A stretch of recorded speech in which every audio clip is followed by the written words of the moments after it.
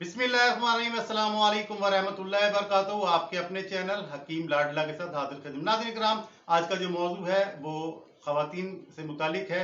रहम का सुकड़ जाना, बच्चे जानी का सुकड़ जाना, जिसकी वजह से जो है ना रहम में हमल कायम नहीं होता, अगर कायम भी हो तो गिर जाता है।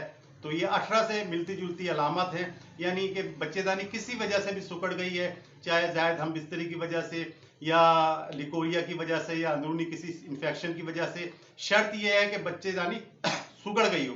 तो इसके लिए अगर कंफर्म करना है तो एक अल्ट्रासाउंड करा लें, और अगर आता है कि बच्चेदानी सुकड़ी हुई है तो आंख बंद करके ये नुस्खा इस्तेमाल कर लें। सिर्फ 1 से 2 चीजें बनता है, चंद रुपए में बनता है, बेइंतहा कारआमद है।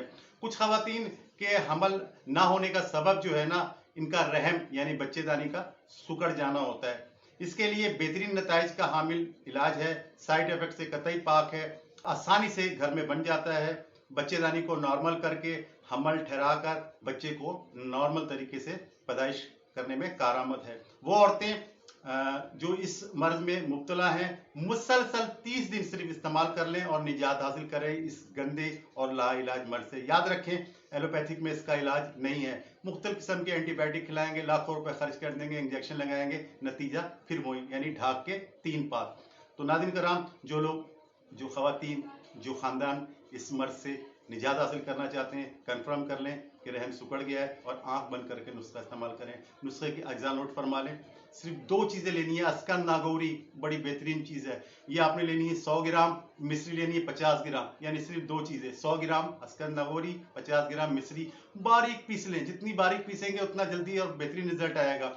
इसे कप्पड़ छन कर लें। कप्पड़ छन करने का तरीका मेरे चैनल पे मौजूद है, ठीक है, इसको तलाश कर लें और वीडियो देखकर ये नुस्खा बना लें। नाज़रीन कराम, इसका इस्तेमाल नोट फरमा लें। करना ये आधा चाय का चम्मच, टी स्पून आधा जो है, सुबह खाली मैदा और शाम को 6 बजे फिर खाली मैदा, नाश्ता और खाना वगैरह जो है उसके तकरीबन 1 आध घंटे बाद इस्तेमाल करें। इसका तरीका यह है कि मुसलसल जैसे ही से पाक हो, मेंसेस से पाक हो, गुसल करते ही ना इसका इस्तेमाल शुरू कर दें। 2 टाइम नाश्ता और ग़िज़ा 1 घंटे बाद करें।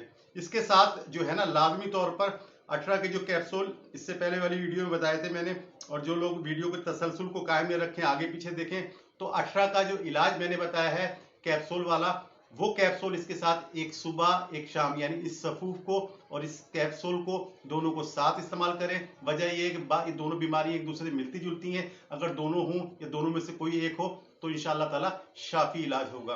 तो कैप्सूल और सफूफ साथ इस्तेमाल करें, मुसलसल 1 माह इस्तेमाल करें, यानी कि मेंसेस खत्म होने के, गुसल होने के बाद 1 महीना इस्तेमाल करें। इंशाअल्लाह ताला रहम सुकड़ जाने के जितने भी अलामात हैं, जितने भी तकलीफें हैं, वो इंशाअल्लाह ताला हमेशा के लिए निजात दिलाने वाला नुस्खा है। रहम को काबिल औलाद बनाता है, ये नोट कर लें, रहम को काबिल औलाद बनाता है और औलाद हासिल करने में लाजवाब है। सैकड़ों खवातीन इससे मुस्तफीद हो चुकी हैं, बहुत लोगों को बता चुका हूँ, नुस्खा बता भी चुका हूँ, और अब मैं इसकी अशात भी कर रहा हूँ। तो ये औरतों के वो अमराज जो लाइलाज है, परेशान रहते हैं, उसके लिए शाफी और काफ़ी नुस्खा है। नाइस करम बनाए, मेरे लिए दुआएं करें, मेरे बच्चों के लिए दुआएं करें, और हमारा खात्मा बिल खैर के लिए हमें दुआ में याद रखें। जिस तरह मैं कहा करता हूँ, नुस्खा बनाएं, इसे खाएं, बीमारी भगाएं, तंदुरुस्ती पाएं, बशर्ते ज़िंदगी। आने वाली किसी वीडियो तक के लिए अल्लाह हाफिज़।